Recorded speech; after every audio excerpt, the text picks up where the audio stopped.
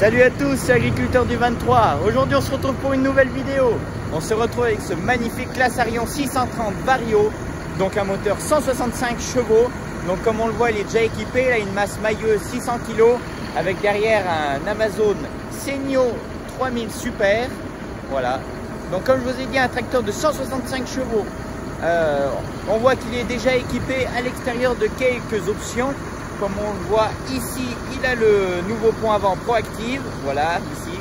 Il a le nouveau pont Proactive et quelques autres options à l'intérieur de la cabine. Donc, je vous présente ce tracteur. Bon visionnage à tous. Allez, c'est parti.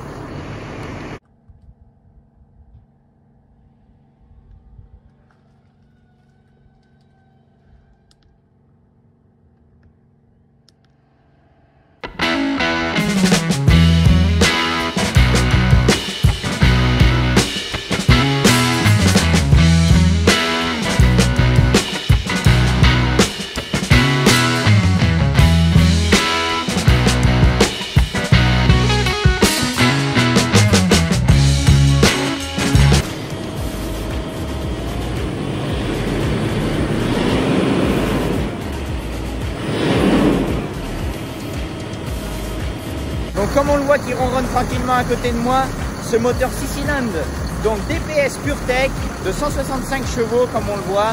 Donc il est un peu plus caché derrière. Là on a plus tout ce qui est bloc, refroidissement, voilà, les radiateurs et tout.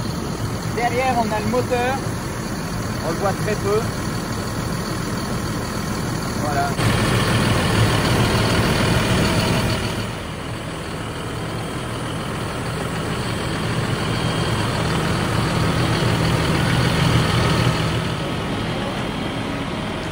Donc sinon après autour de ce tracteur, on va se diriger plutôt vers l'avant.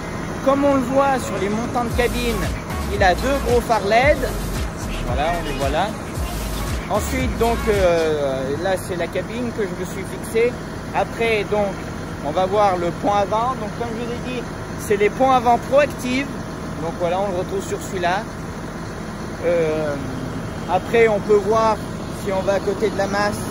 Il a la prise de force avant, le relevage avant aussi. Je le vois tellement maintenant que je ne pense pas à dire que c'est une option, mais c'en est une.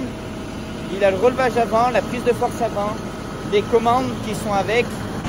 Après, comme on le voit ici, on a pas mal d'espace pour passer à l'entretien ou autre. Ça laisse quand même un espace assez conséquent. C'est plutôt bien pour des tracteurs comme ça.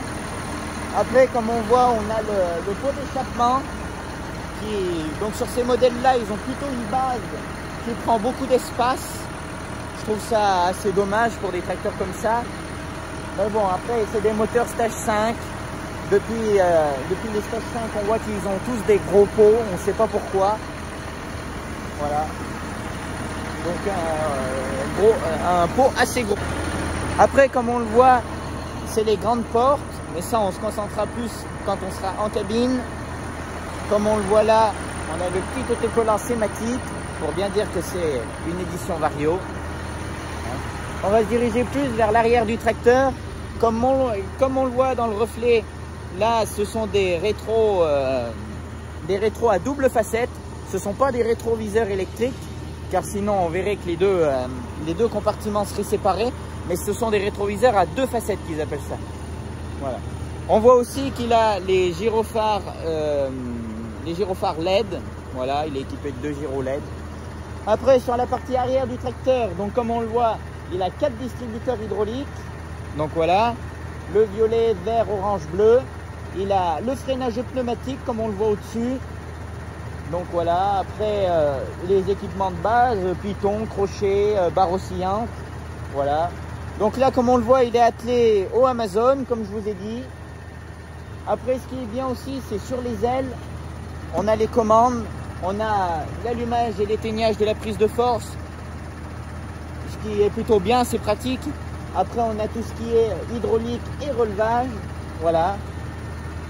Donc, il a aussi les phares sur les ailes, qui est une option qui est assez bien aussi. Ça permet de voir quand on a un outil, par exemple, comme là, ou qu'on fait autre chose, c'est utile. Plus il y a de phares, mieux on voit. Donc, c'est un tracteur tout suspendu. Je vous ai dit, donc, il a le pont avant Proactive.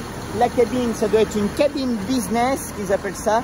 Donc cabine suspendue, sauf qu'elle a quelques équipements en moins, on va le voir plus tard. Voilà. Un tracteur qui est assez confortable, autant au champ que sur la route. C'est pour ça qu'il est tout suspendu. Vraiment un confort nickel. Donc après, on va s'occuper plutôt de la capacité. Donc là, on a un grand réservoir GNR. Voilà, c'est quand même assez imposant. Il le faut pour des tracteurs comme ça. Donc il fait 370 litres. 370 litres de GNR. Voilà. À côté, on a le réservoir d'Adi Blue, lui qui se fait bien plus petit. Donc voilà, pour avoir un meilleur accès, on relève le marchepied pour effectuer le remplissage. Donc celui-là, il ne fait que 30 litres. Après, les proportions, pour que le réservoir soit moins gros, c'est normal. C'est que l'Adi Blue est beaucoup moins consommé. Voilà. Et maintenant, nous allons passer en cabine.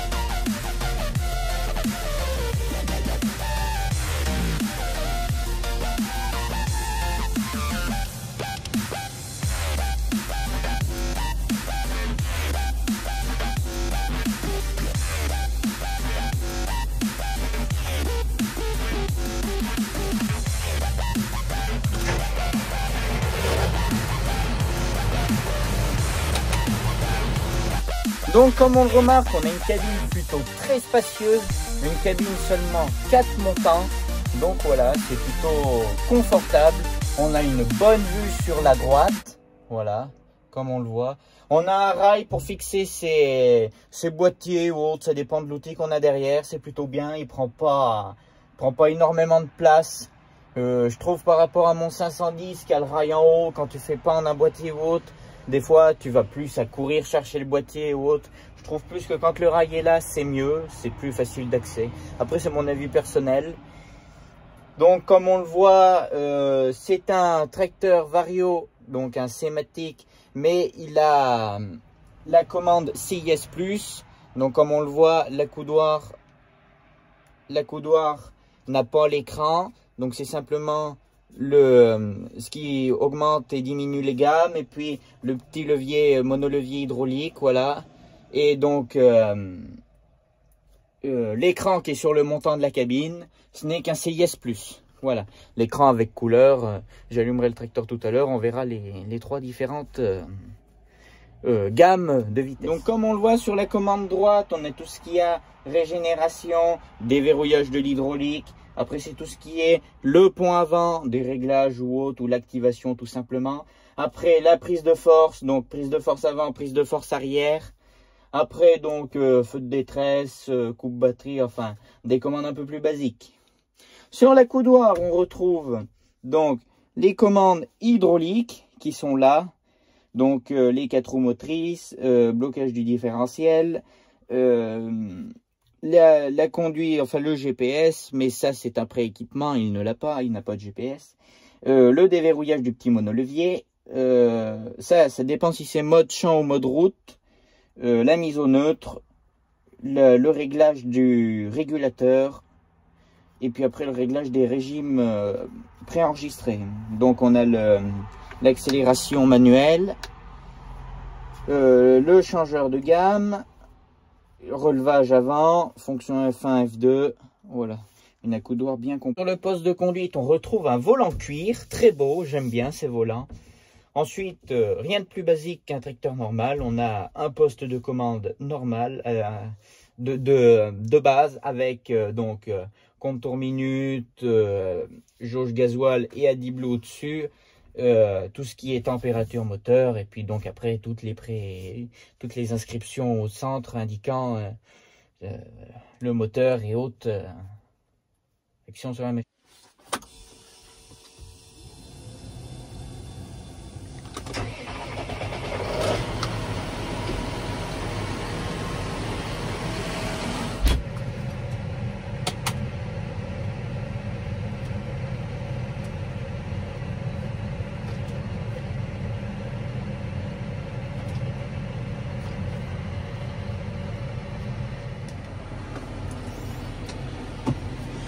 Donc comme on le voit, c'est un vario. Si je passe la marche avant, le tracteur n'avancera pas avant que j'accélère. Je ne sais pas si vous le saviez, si vous n'avez pas de vario, quand vous mettez la marche avant, le tracteur n'avance pas tant que vous n'accélérez pas. Voilà, donc comme on le voit, on a les trois plages, enfin les trois gammes, je dis des gammes, mais ça ne porte pas ce nom-là. Les trois plages de vitesse. Donc comme on le voit sur les boutons sur la coudoir, on peut passer d'une à l'autre. Voilà, donc ça c'est la petite 15 km/h, donc pour tout ce qui est dans la cour de la ferme. Ensuite on a une 30 km/h, vitesse moyenne qui peut être utilisée au champ principalement. Et après on a une grande vitesse, 45 km/h, la vitesse maximale qui peut être utilisée principalement sur la route. Ou alors vous pouvez l'utiliser notamment aux ensilages ou si vous roulez avec une benne. Donc j'ai la marche avant de passer. Mon outil arrière est relevé, j'accélère et on voit que quand le tracteur monte dans les tours, ben, tout de suite c'est parti, le tracteur accélère et donc du coup on est lancé.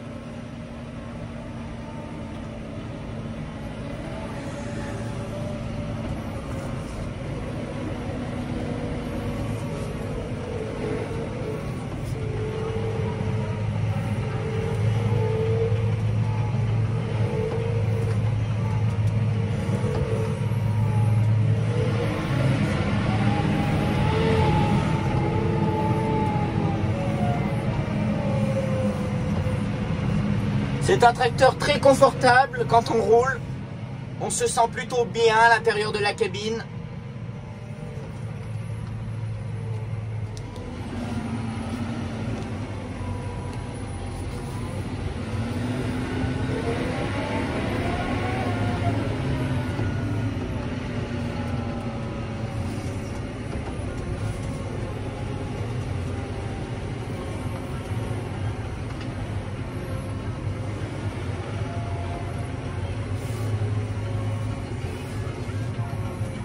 Voilà, si je veux diminuer de gamme, j'ai juste à appuyer sur ce bouton, le moins.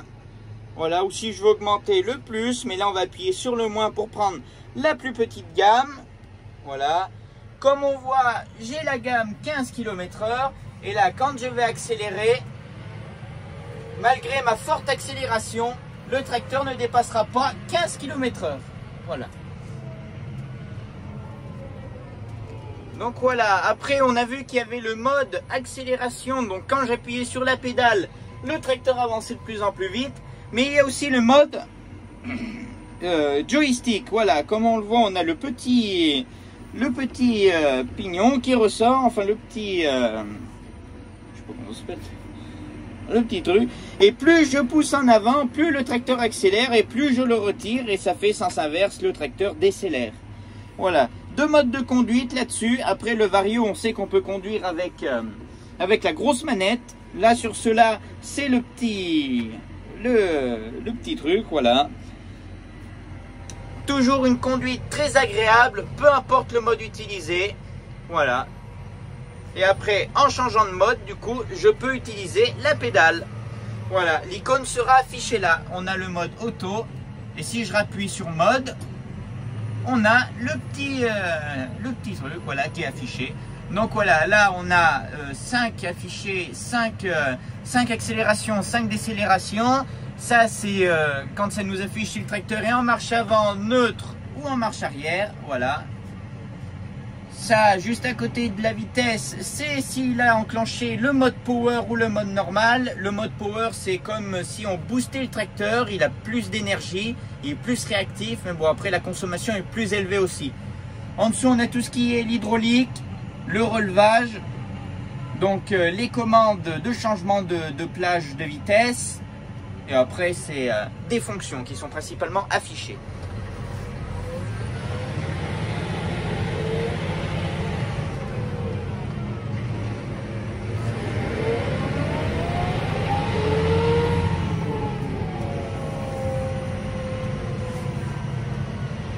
Donc comme on le voit, là je suis passé sur la plage 45, donc avec le mode power comme on le voit inscrit juste en dessous. Voilà, On va se mettre dans une ligne droite et on va voir, donc là, je suis légèrement accéléré, j'appuie pas beaucoup sur la pédale. Et on va voir, donc, quand je vais me mettre à accélérer tout de suite, le tracteur va monter en puissance, le mode power va s'enclencher et va faire absolument tout pour atteindre les 45 km/h assez rapidement et donc avoir un confort optimal sur la route. Mode voiture, on se lance. On voit tout de suite que le tracteur monte dans les tours. Donc voilà, il sort la puissance qu'il a en moteur pour atteindre les 45 km/h. Et puis aux 45 km/h, il va réduire. Il va se retourner à 1600 tours minute. Régime qu'il a comme pour la vitesse de croisière. Donc voilà, quand je me trouve à 45 km/h, j'appuie sur le dessus du truc, le petit bouton orange qui est le régulateur. Donc voilà, là le tracteur se tient à 45 km/h. Et donc là, je peux faire le trajet que je veux. Le tracteur est au régulateur. Je n'ai plus besoin de toucher à la pédale.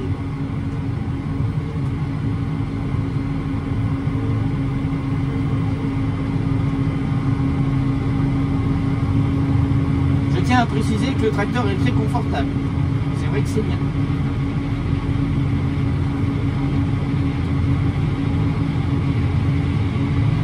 Donc ça y est, l'essai sur route est terminé. Donc comme j'ai dit, c'est un tracteur assez confortable qui atteint un régime assez bas pour être assez économique sur la route. Donc c'est un tracteur assez bien, un Arion 630. Voilà. Merci à tous d'avoir regardé cette vidéo. Mets un like, partage à tes amis, mets un commentaire, je vous réponds toujours. À la prochaine pour la suite. Salut.